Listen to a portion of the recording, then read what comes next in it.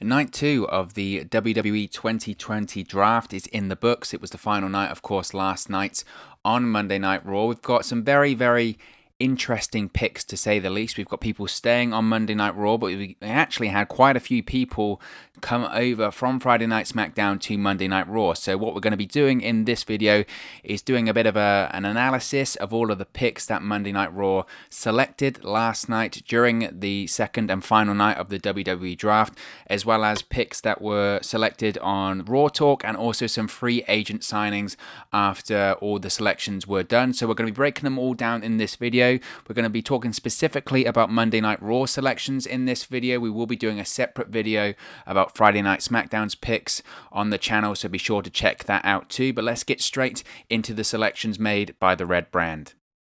So first we had Monday Night Raw selected The Fiend Bray Wyatt coming over from Friday Night SmackDown. Now if you watched the preview I posted yesterday here on the channel, you would know that I did predict that Bray Wyatt would be heading over to Monday Night Raw. It's something that had actually been rumored and reported for the last few days. I believe it was WrestleVotes on Twitter that was one of the first accounts to really break the story, but it was indeed true. Bray Wyatt is heading over to Monday Night Raw. I think it's fascinating to see that Bray Wyatt is heading to Monday Night Raw purely because it shows you how the lack of long-term planning that WWE has when it comes to their storylines. You've got to remember, when Roman Reigns returned at SummerSlam in August, the plan was always to have Roman Reigns become the Universal Champion. Of course, The Fiend was the Universal Champion at the event after defeating Braun Strowman for the title. And then all the reports said that basically what was going to happen, Reigns was going to win the title at Payback, and then we were going to have The Fiend versus Roman Reigns as the feud on SmackDown for towards the end of the year for the Universal Championship. And then obviously this feud between Roman Reigns and Jey Uso has started to happen. And I believe, and I think even Jey Uso has come out now in several interviews and said the plan was that this Jey Uso versus Roman Reigns storyline was going to be a one and done kind of deal. It was just going to be for Clash of Champions. It was a way of cementing this Roman Reigns heel turn, and then Roman Reigns was going to face The Fiend. And the evidence is there for that. Not only Jey Uso's interviews, but also, right, we had the Firefly Funhouse segment that had Wobbly Walrus, a Paul Heyman puppet, introduced because it was going to be a Bray Wyatt versus Roman Reigns feud coming soon.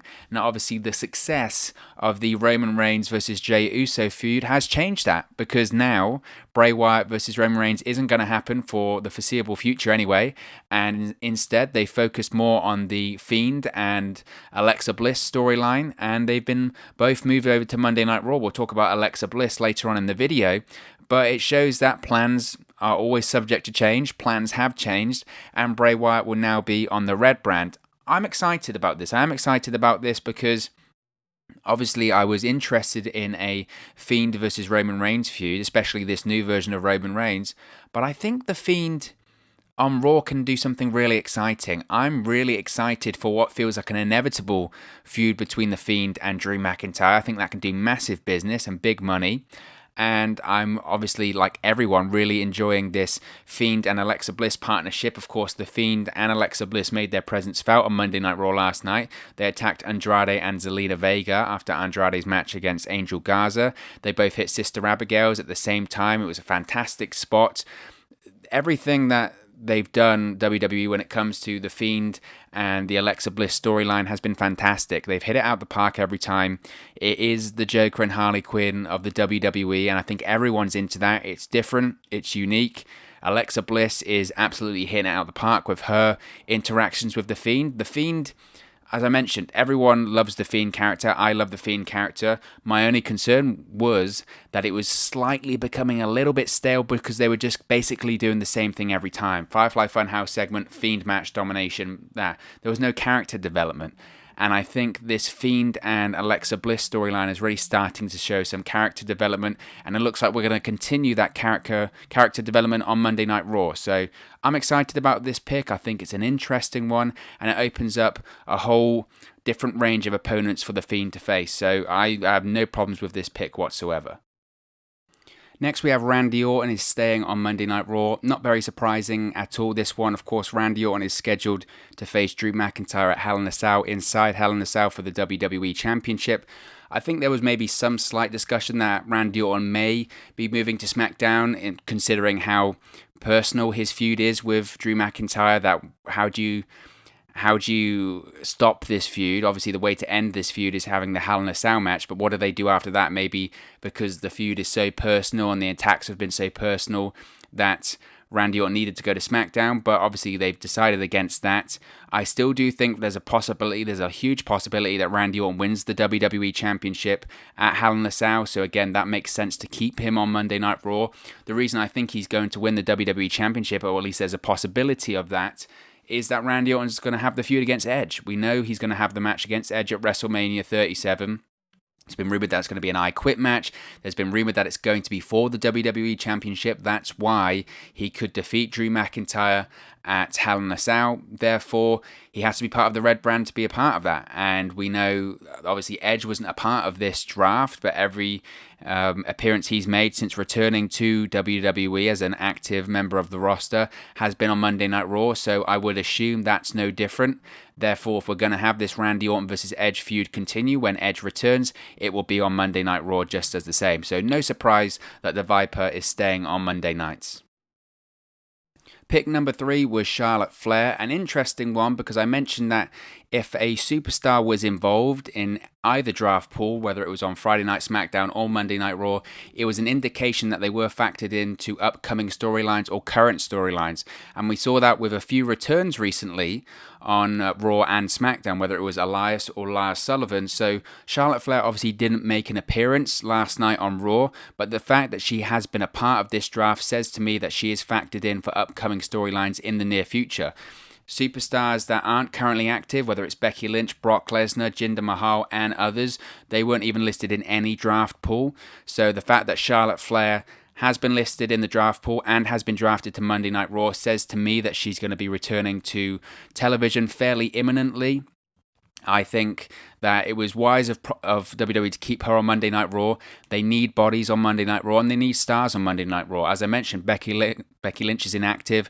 Ronda Rousey is inactive. They need stars on Monday Night Raw in that women's division. I have no doubts that when Charlotte Flair returns, she'll continue feuding with the likes of Asuka and possibly even Nia Jax. Of course, Nia Jax was the one to put her on the shelf in storyline in the first place. So no real surprise that Charlotte Flair is going to stay on Monday Night Raw. Obviously, we could have potentially seen her go to SmackDown just because she's a huge superstar and SmackDown is the biggest show at the moment. But considering that Bayley and Sasha Banks are on SmackDown too, it makes the most sense to keep the Queen on Monday night. So if and when Charlotte Flair returns, well, it's not if, it's when, and I think when is going to be very soon. She will be on Monday Night Raw. She mentioned that she is going to take some time when she initially took the time off, that she was going to take more time than she had previously, but she would be back before WrestleMania. I suspect she'll probably be back before Survivor Series. That's my prediction, purely because she was factored into the draft. So I think she'll be returning to Monday Night Raw very, very soon. The 4th pick was the monster among men, Braun Strowman.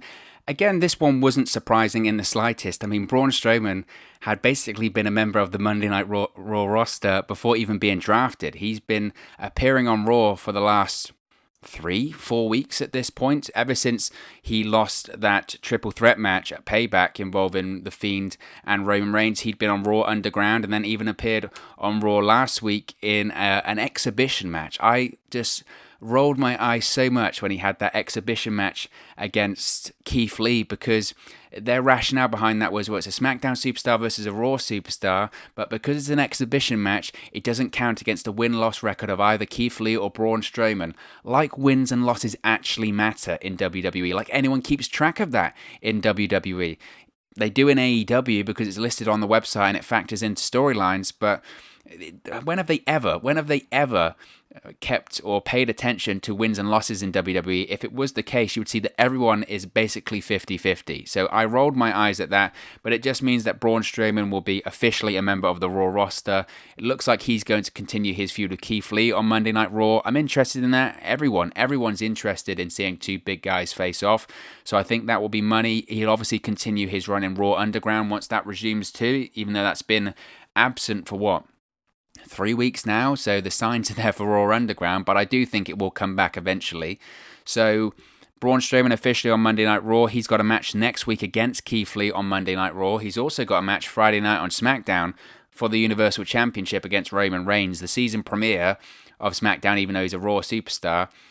It's pretty obvious that Roman Reigns is going to win that one, considering I would be stunned if the Universal Championship suddenly comes to Raw by Braun Strowman. Not going to happen, not going to happen. So we know the outcome of that, but look, again, it was a predictable one. Braun Strowman's been on Raw anyway. I think it's the right thing for him. His Universal Championship reign was just a product of circumstance anyway. He was in the right place at the right time. They needed a body to defeat Goldberg. Roman Reigns had left.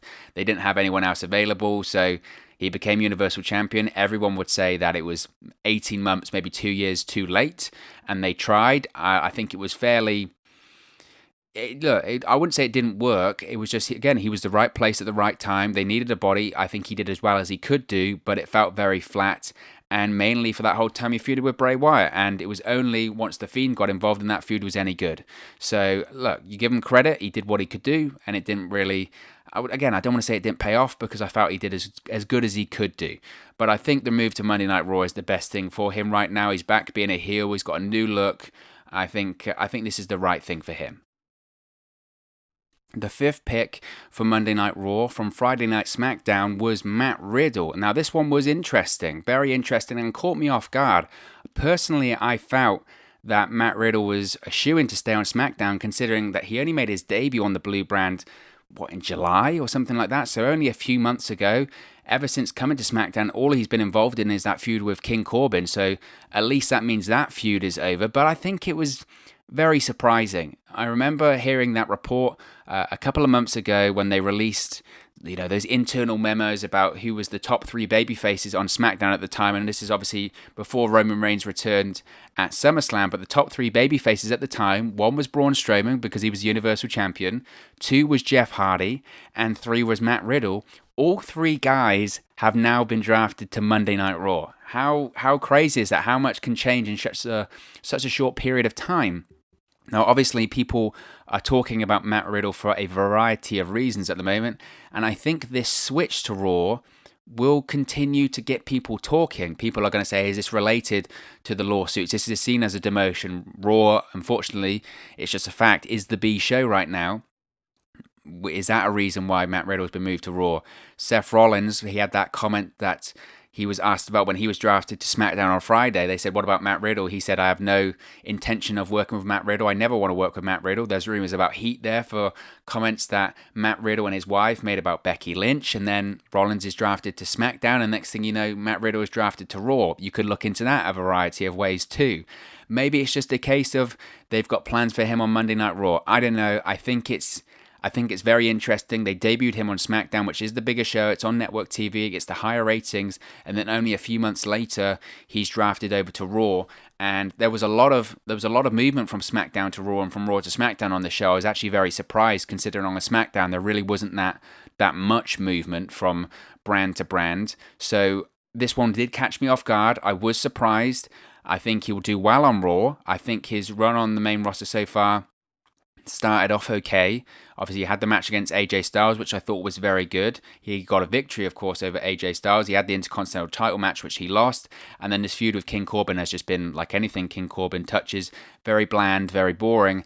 And the booking of Matt Riddle, it's just become so WWE or Vince McMahonified in that it's the bodacious barefoot bro, and it's all focused on his bare feet, and he wears flip-flops, and he says bro all the time. And it's got away from what Matt Riddle really was in NXT. Yes, he said bro, and yes, he was laid back and all this kind of stuff, but when the switch got flipped, he was aggressive and he was a fighter, and I feel like we've lost that since Matt Riddle's come to the main roster. It's no surprise.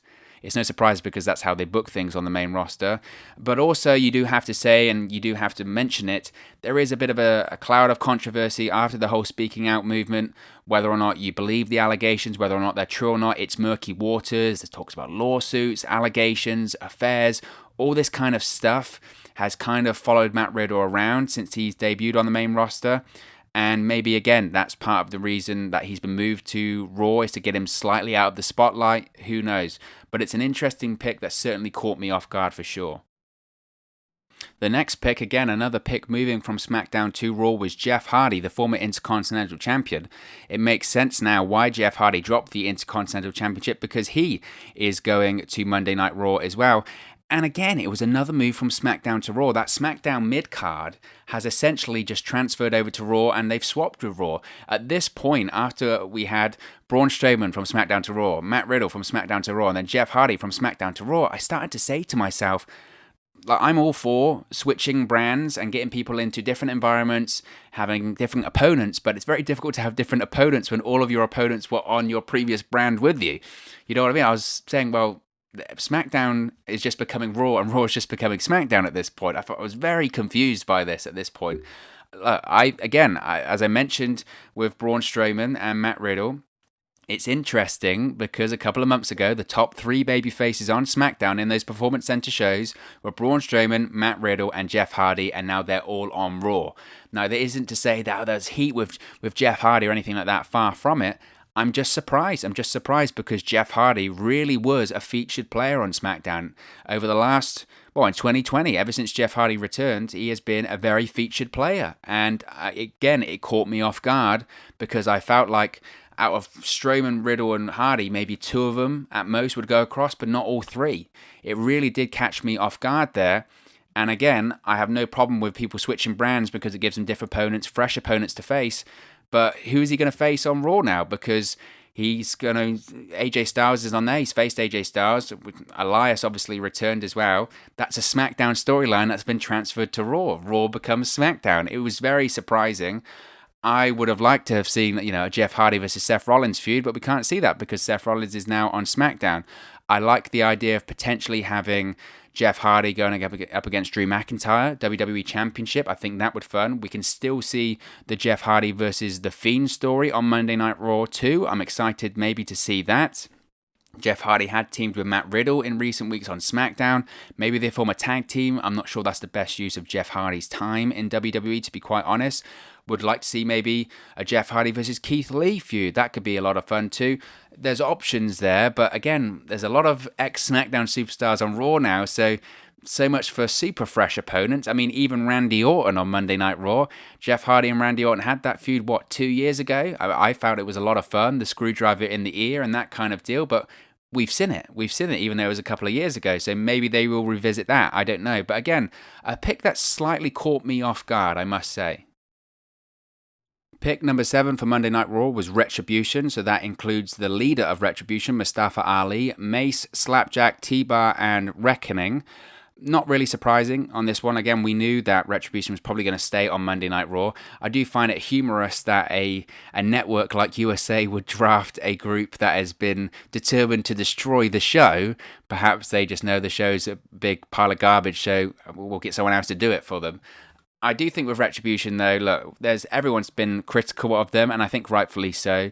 Whether it's the names, the look, the lack of logic involved in quite a lot of Retribution storylines and appearances.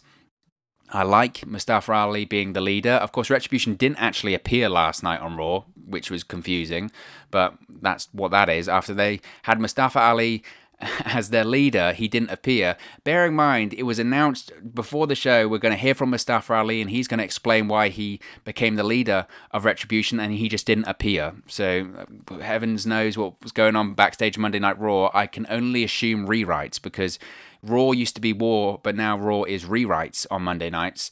But I do like the idea of Mustafa Ali being the leader of Retribution.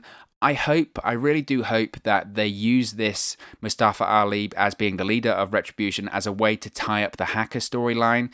We all know at this point the Hacker was meant to be Mustafa Ali on Friday Night SmackDown. I still do think that was an opportunity missed.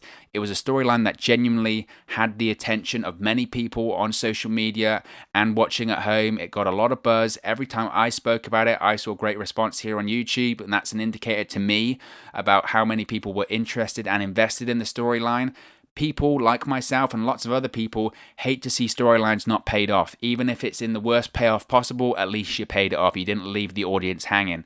This is an opportunity to tie up that hacker storyline. Go, yeah, you remember those hackings on SmackDown? That was me, and that was the earliest sign of retribution. That was the earliest sign of chaos in the WWE system, and now he's the leader of the group designed to cause chaos. That makes sense. That makes sense. So in terms of the draft pick, not really surprising. I suppose not really surprising that he was advertised to appear and didn't. But Retribution looked to continue their feud with the Hurt Business on Raw, and I have been enjoying that. So again, not a surprising pick, but I'm glad to see they're finally doing something with Mustafa Ali. Pick number 8 for Monday Night Raw was Keith Lee. So Keith Lee is staying on Monday Night Raw. Again, not a surprising one. I think Keith Lee, his booking has been very odd on Monday Night Raw. Started off very hot, interrupting Randy Orton. Obviously, immediately there were the issues with the new ring attire, new ring music, which I still do think need to be addressed. I don't understand them still. I understand the ring music partially in that it's business at the end of the day. The CFOs, WWE signed a bad deal with them in terms of monetary issues and usage rights. I get that. You have to change the CFO's music, fine. But the music they gave him is just terrible. Regardless, the ring attire I don't understand. I understand that Vince McMahon thinks Keith Lee is fat, but it never stopped him in NXT. I thought he looked fine before. He was believable. The idea that you need to be completely jacked up to be a great wrestler, it's just so 1980s. And if you go and watch the world of MMA, you realize that arguably some of the most devastating people in there aren't the jacked ones, especially in the heavyweight division. You can be a big fat guy and kick the hell out of people. Look at Daniel Cormier. I mean, I wouldn't call him fat to his face either. So I think that idea that Keith Lee needs to change his ring attire is ridiculous too. I'm enjoying the feud that he's having with Braun Strowman. Personally, I think he needs to come out of that the winner, considering that the majority of matches he's had on Monday Night Raw at this point have either been a no contest or a disqualification. I think, to be honest, that's a joke. I know people have countered that with, wow, he was working with Randy Orton and he was working with Drew McIntyre, but he didn't win any of those matches. And I know he didn't lose, but I don't know about you, I'm tired. I am so tired of seeing no contests in WWE as a way to get out of something that they shouldn't have advertised in the first place. That's what it is. When you advertise something and you do a no contest, it's a bait and switch. You're suggesting to your audience that you're going to deliver something and you don't deliver. And you can only do that a handful of times. And with Keith Lee, they do it every week. So, as I mentioned earlier on in the video, Keith Lee will be facing Braun Strowman next week on Raw. Personally, I don't think that's going to go to a finish either. We saw in their exhibition match that they brawled to the outside and brawled off the stage. I think that will likely happen again. Maybe at Hell in a Cell we'll see a Falls Count Anywhere match, no holds barred, something along those lines. I think that's what we're likely going to see. But Keith Lee staying on Monday Night Raw, again, not a huge surprise, and I'm glad to see him staying on the red brand. I do think, even though there might not be solid plans in place in there, Vince McMahon is a fan of him, so that's a positive, and he will be featured on Raw more than maybe he would be featured on SmackDown. So again, not a surprising pick for me. Pick number 9 for Monday Night Raw, coming over from Friday Night SmackDown, was Alexa Bliss. You knew this was going to happen, really. Once The Fiend was drafted over to Monday Night Raw, Alexa Bliss coming over was almost a certainty. As I've mentioned, I've really enjoyed the Alexa Bliss and The Fiend storyline ever since they've been doing it, really, and it's been going on for almost a couple of months now. This is the point that I always try and make. I complain about certain storylines that they go too long. Seth Rollins and the Mysterios come to mind because it's been going so long and it feels like they've been going so long. This, The Fiend and Alexa Bliss storyline has been going on since before SummerSlam. So that's in August. We're in October now. So it's a couple of months now. And a couple of months feels like nothing when it comes to this storyline because it's been well told. Every week there's a new development. It's an interesting development. And there's been slow and methodical and progressive character change. And that's the point. That's the point in these storylines. It doesn't feel like 2 months. It feels like 2 months have gone like that. And there's still so much more story to tell here when it comes to The Fiend and Alexa Bliss. They've absolutely knocked it out of the park, the performers in Bray Wyatt and Alexa Bliss, but also the WWE and how they've managed this storyline. So I felt that it was one of the best things on Friday Night SmackDown for several weeks now. It was up there with the Roman Reigns Jey Uso storyline that was just brilliant on Friday night. So I'm glad to see that they're both obviously moving over to Raw, because at least makes something on Raw slightly watchable, and it's something to look forward to every week. As I mentioned earlier on with the Bray Wyatt pick, really enjoyed the segment last night with The Fiend, Alexa Bliss, Zelina Vega, and Andrade. I like the way that Alexa Bliss appeared in the ring first, doing the classic Bray Wyatt pose, and they kind of blocked off the camera that The Fiend was already there. I think that was well done. I'm enjoying it, and I've mentioned several times at this point that Alexa Bliss has just been knocking it completely out of the park when it comes to her acting, her performances, her promos, her facials. All of it have been absolutely spot on. And this pairing between The Fiend and Alexa Bliss, Bliss is brilliant. It absolutely is brilliant. It is the Joker and Harley Quinn, and I know people will say, wow, why are they copying that kind of deal? Well, pro wrestling has always pinched and stolen ideas from everything. Look at Sting. The Crow Sting is from The Crow. Okay? Chris Jericho said that his character in 2008 was from No Country for Old Men. That's what they do. That's what professional wrestling has always done. They steal with pride and they tweak it slightly and make it their own. The Fiend and Alexa Bliss is Harley Quinn and the Joker. I like Harley Quinn and the Joker. Look at how even though the film The Suicide Squad was terrible to watch, one of the things that people did like from that film wasn't Jared Leto's Joker, but was the partnership between the Joker and Harley Quinn. People like that. It does very, very well. People like the crazy psychopathic monster and maybe a bit of a psychopathic partner in a female form like Alexa Bliss. I think it shows Alexa Bliss's range. She can be, look for everything she's done over the last couple of years. She's been a goddess heel. Then she's been a white meat babyface, you would call it. And now she's a psychopathic heel partner to a monster. I mean, look at that range. Look at that development in the character there. It's absolutely fantastic. So, again, not really surprising. If once we knew that The Fiend was coming to Raw, Alexa Bliss was a given. But I'm glad to see that she is moving with Monday nights and continuing with Bray Wyatt. Number 10, from moving again from Friday Night SmackDown, was Elias to Monday Night Raw. Now, I mentioned on the Raw preview last night, if you checked it out, that once I saw that Elias' name was in the draft pool, again with the Charlotte Flair reference I made earlier, it said to me that Elias was factored into storylines. Maybe we could have seen him return last night, and that's exactly what we saw in the triple threat match between Jeff Hardy, AJ Styles, and Seth Rollins. Elias attacked Jeff Hardy and returned as a heel. How many heel and babyface turns has Elias done at this point? I mean, in the last 2 years alone, it must be at least 4 or 5. And if that's the case, then he is going to be rivaling the Big Show with the guy who is turning heel and baby a million times at this point. I mean, Elias is still early into his WWE career, so he genuinely could match the Big Show for that record right there. I always prefer him as a heel. I think he does his best work as a heel. You look at the reactions, some of the negative reactions he's received from arenas. Obviously, that one when they were in Seattle with Kevin Owens is a standout. Elias as a heel works so much better than Elias as a babyface. So obviously I was glad to see Elias return. Again, it's a SmackDown storyline that comes to Raw, so it just feels like Raw is just becoming a version of what SmackDown has been over the last year. Not necessarily a bad thing in the last few months, but SmackDown at the end of 2019 and the start of 2020, man, that was a tough show to watch. So Raw's a tough show to watch anyway, so that does slightly concern me. As I mentioned, Elias returned and has begun a feud with Jeff Hardy. This stems from Elias's injury angle they had over the spring and the summer, which was, of course, Jeff Hardy being accused of a drunken hit and run on Elias, hitting Elias with a car whilst he was under the influence of alcohol and running away during that storyline with Sheamus that I wish we could forget. I wish Will Smith from the Men in Black could use that shiny thing and I could just forget it all. But Elias is bringing it back up and he attacks Jeff Hardy because of this on Raw. And then during a backstage interview with Charlie Caruso, she says, well, why did you attack Jeff Hardy? And he goes, well, he ran over me with a car. And she goes, well, no, that didn't happen. Remember, Jeff Hardy was acquitted of that. And they said that it was someone that set him up, someone with red hair. And Elias goes, yeah, I know, it was someone with red hair. It was Jeff Hardy kind of deal. Very odd. I suppose Sheamus, we'll touch on this in a second, does also get drafted to Raw. So maybe Elias is going to feud with Sheamus. I don't know. I don't want to hear or see any more of that Jeff Hardy versus Sheamus feud. No one does. So why are you bringing it back up again on a different show? Very frustrating.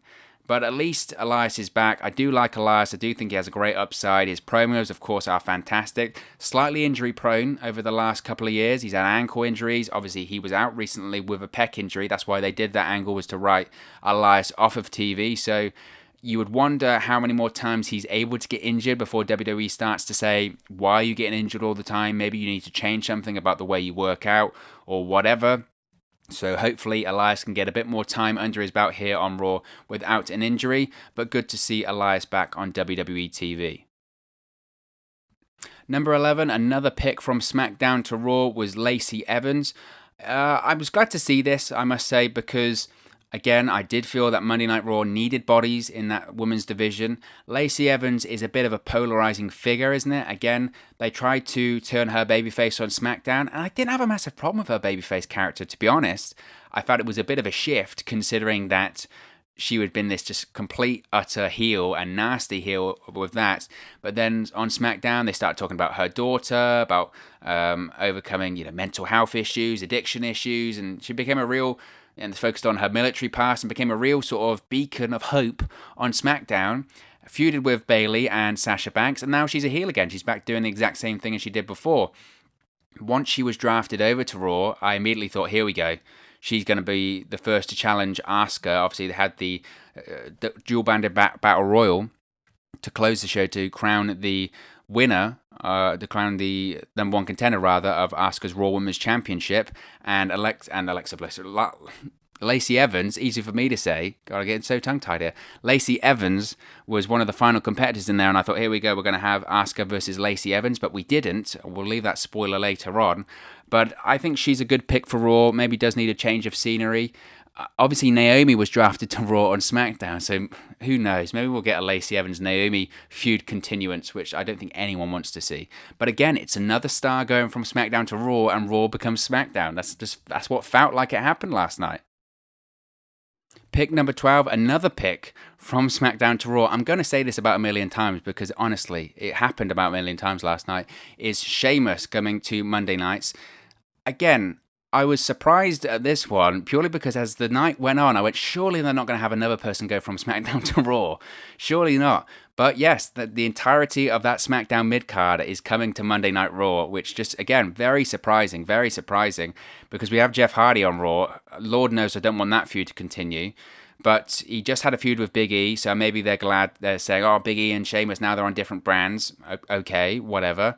Who does he face off with? Well, obviously there's a few names he could face off with. I think the biggest name that people, and jumped out to my mind certainly, was Drew McIntyre. I think as a Brit, I probably want to see a WWE Championship feud between Sheamus and Drew McIntyre. I think everyone over here in the UK would want to see that. Drew McIntyre and Sheamus certainly are friends. They often work out at the gym together and they've come up in the business together. So I wouldn't be surprised if the sole purpose for Sheamus being drafted over from SmackDown to Raw is purposely to have a feud with Drew McIntyre in the future. I don't think it's going to be a match at WrestleMania or anything like that before people get worried, but I could see it happening in maybe December, TLC, maybe even the Royal Rumble. I think a Sheamus versus Drew McIntyre feud for the WWE Championship, although I suppose you do have to consider that maybe Randy Orton could win the WWE Championship at Hell in a Cell. Either way, I think we are going to see a Drew McIntyre versus Sheamus feud on Monday Night Raw soon, hence Sheamus being drafted to the red brand. Pick number 13 for Monday Night Raw, coming over once again from Friday Night SmackDown, was Nikki Cross. And this one is a slightly interesting one because Nikki Cross has been a bit of a mainstay on SmackDown and been definitely factored in a lot when it comes to the SmackDown Women's Championship. So we aren't going to see another Bayley versus Nikki Cross match, thank God. No offense to either woman, but we've seen it. I think the main reason here that Nikki Cross is coming over to Monday Night Raw is they want to continue that Nikki Cross and Alexa Bliss storyline. Of course, Alexa Bliss is now with The Fiend and she is a heel and she has seen a complete radical change of character and radical change of personality in recent weeks, and I think they're going to play up the Nikki Cross what happened to my best friend kind of deal. I think an interesting thing they could do here is the version of Nikki Cross that we've seen on the main roster isn't the version of Nikki Cross we saw in NXT. Nikki Cross in NXT was this crazy, psychotic, out of control female that maybe with the change in Alexa Bliss they can maybe bring that back out of Nikki Cross. Either way, I think we're going to see more of the Alexa Bliss and Nikki Cross storyline on Monday nights, hence the reason Nikki Cross has been drafted over from SmackDown to Raw. We've also seen quite a few females on Raw Underground. I'd like to see Nikki Cross, again, be the crazed old NXT version of Nikki Cross and see her compete on Raw Underground. So I do think there's quite a few possibilities for Nikki Cross on Monday Night Raw. Pick number 14, staying on Monday Night Raw, is the current WWE 24/7 champion R-Truth. Again, not a surprising one here. Obviously, the 24/7 championship was actually an idea that was pitched by the USA Network to WWE to help drive up ratings of Monday Night Raw, help add a little bit of something different, a bit of comedy, a bit of entertainment to Monday Night Raw. You have to remember those WWE Monday Night Raw shows in early 2019, late 2018 were awful. I mean, really awful, terrible to watch, just awful. And they were dying in the ratings slightly less, actually, than they're dying now. The point being is that USA Network pitched this, WWE liked the idea, and they saw some results of it. They saw ratings go up slightly on these segments. Where they did see big success and have seen big success when it comes to the 24/7 championship is on social media. It's done very well on social media. So it was a USA Network creation, so it isn't going to go to Fox. And I don't think, to be honest, Fox wants anything to do with it. They get enough stupid soap opera stuff, and they're going to get enough stupid soap opera stuff with Seth Rollins and the Mysterios on Friday nights. They're all about that sports orientated presentation, right? That's what we're going to get on SmackDown. But not a surprise here that the 24/7 championship stays on Raw and R-Truth stays on Monday Night Raw too. Pick number 15, staying on Monday Night Raw. Even was he actually a member of the Monday Night Raw roster? I don't know. Is Dabba-Kato. Obviously, Dabba-Kato has been primarily seen on Raw Underground. He's actually made one appearance inside the WWE Thunderdome during an edition of the KO show with Shane McMahon and Kevin Owens when he confronted Braun Strowman. Obviously, Dabba-Kato was being built up. He was being built up nicely. It was a fun way, I felt, to introduce a new talent. Is not the typical vignettes and then have a match and go on an undefeated streak, that kind of way. They did it a different way. They introduced him in a new concept that was Raw Underground. He beat everyone. They even had a segment where he laid out Aleister Black and Kevin Owens, and a lot of people started to say, maybe there's something to Dabba-Kato. Obviously, it's one thing having fights, quote unquote, on Raw Underground and transitioning that into actual matches inside of a WWE ring, but it's an interesting way to debut a talent and push a talent. And then he has the match against Braun Strowman and he gets flattened in about a minute and a half. So I'm not sure what that did for Dabba-Kato at the time, but he's staying on Monday Night Raw. I guess he will continue to be a feature and a fixture of Raw Underground when it does return. I'm assuming Raw Underground might return maybe next week, maybe the week after, who knows, but Dabba-Kato is staying on Monday nights, therefore he is staying in Raw Underground. Pick number 16, staying on Monday Night Raw, is Titus O'Neil. We haven't seen much of Titus O'Neil on WWE TV, really. Again, he's been mostly seen on Raw Underground. To be honest, I said this on social media, I like the idea of having Titus O'Neil as a regular on Raw Underground because obviously he's best known at this point as being an ambassador for WWE, all of the great work he does in the local community, he's Father of the Year, all of this great stuff. Titus O'Neil is just a beacon of hope when it comes to the current climate and the current culture and all of this sort of stuff. He's a fantastic man and a very inspiring man. As I said, Father of the Year, all of that great stuff.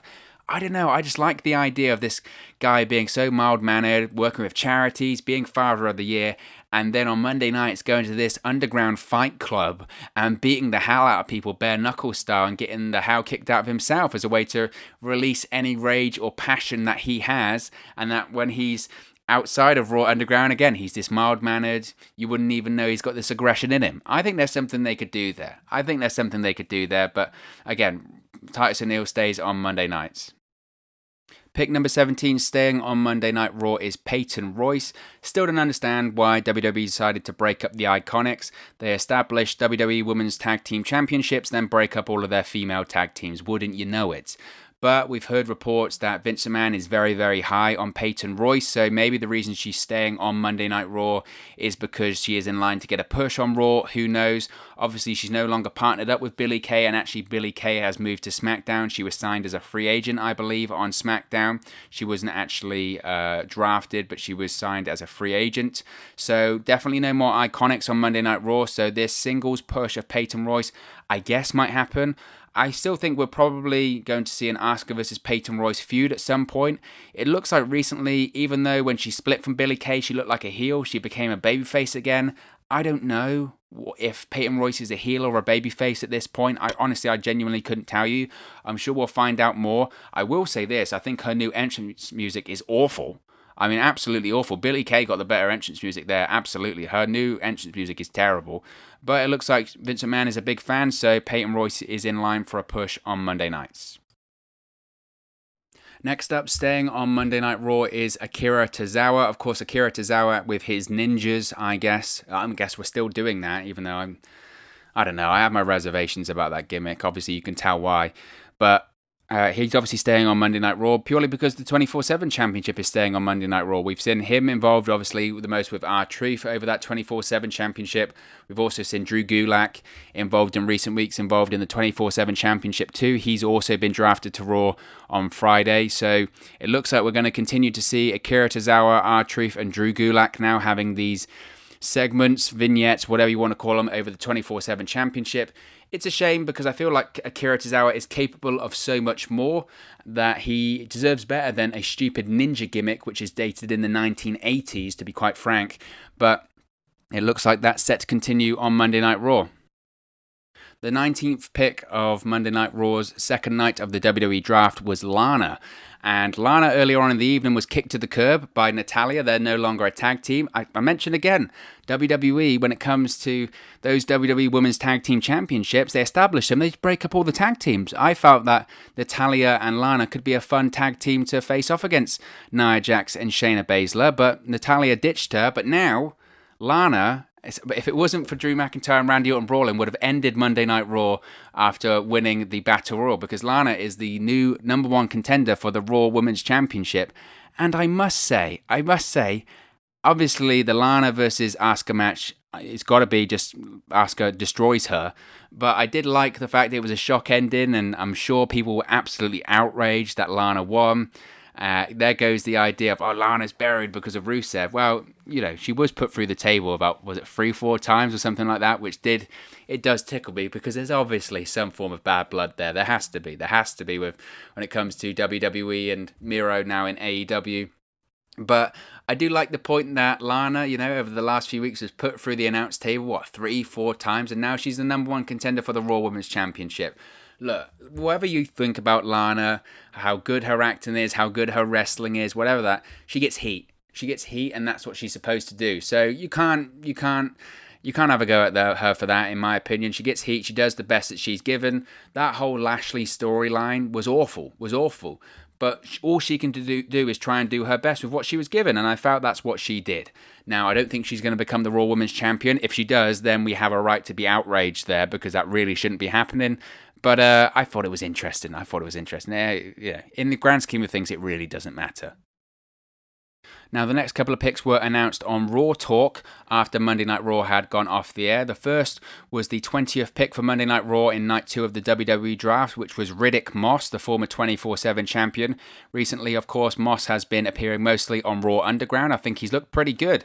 Riddick Moss, people forget, was actually in line for a massive push, a huge push, before the pandemic happened earlier this year. He really was. He was the 24/7 champion, and the point of him being involved in all of this was that he was going to be factored in. Remember, Riddick Moss defeated Ricochet on Monday Night Raw on the episode after Super Showdown, where Ricochet had just been destroyed by Brock Lesnar. Riddick Moss beat him, and this was all meant to be a big start of a big push for Riddick Moss. WWE is very, very high on Riddick Moss, and this push would have continued, but due to the pandemic, Riddick Moss said he didn't feel comfortable performing at the outset of it because he had some people at home that were vulnerable, and he felt that it wasn't the right call for him to be competing and participating during the pandemic. Totally right call, in my opinion. He does have a torn ACL, I believe, at the moment. I don't know if he's going to be continuing to compete on Raw Underground or if he is going to have surgery on the injury. Look, Riddick Moss, people say he's a personality vacuum, whatever. What he is an absolute stud. He is an absolute athlete, former American football player. He set all kinds of strength and endurance records at the WWE PC. The officials in WWE are very high on him, and I agree. I do think there's something there. I agree there's something there. Whether it is just the look and the ability to market someone with the look, I don't know. But I'm interested to see where Riddick Moss's WWE career continues to pan out.